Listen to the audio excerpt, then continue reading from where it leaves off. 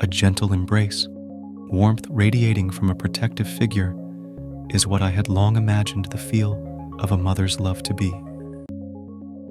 Tales of mothers held these promises, the fragrance of home-cooked meals, lullabies sung in the hush of night, or the soft brush of a comforting hand.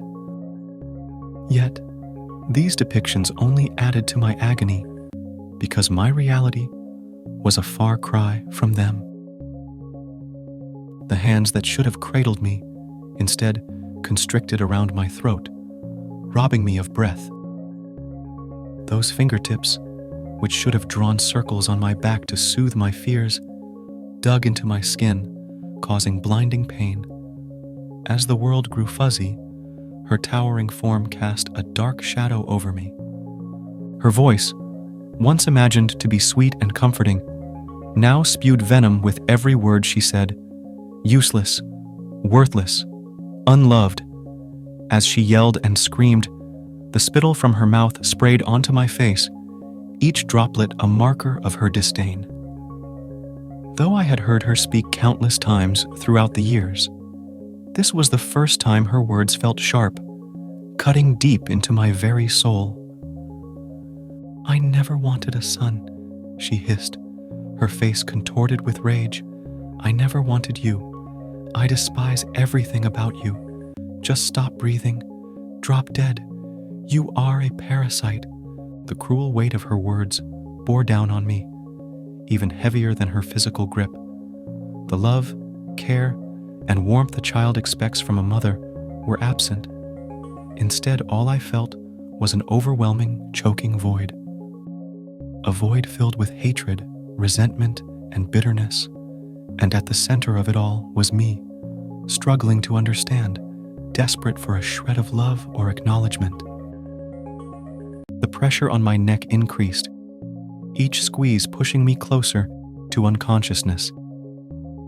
Yet even in my haze, I could discern her anguish, the bitterness in her voice painting a clear picture of a woman haunted by her past decisions. The long hours, the many different men who rejected me, your father, she spat out. "I gave up so much just to take care of you. Do you have any idea how hard it is, just keeping food on the table?" I recalled how unstable our living conditions were, bouncing from place to place, often relying on the kindness of others. Once, we were even taken in by a complete stranger, an act of kindness that my mother later took advantage of. Perhaps the weight of her choices had become too much for her to bear alone.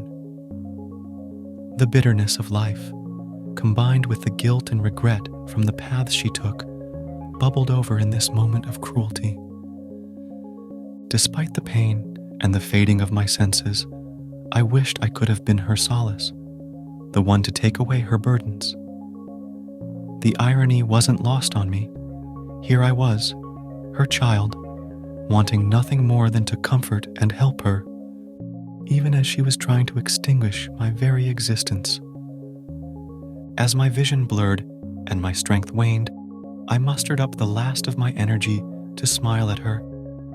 It wasn't a smile of defiance or spite, but one of understanding.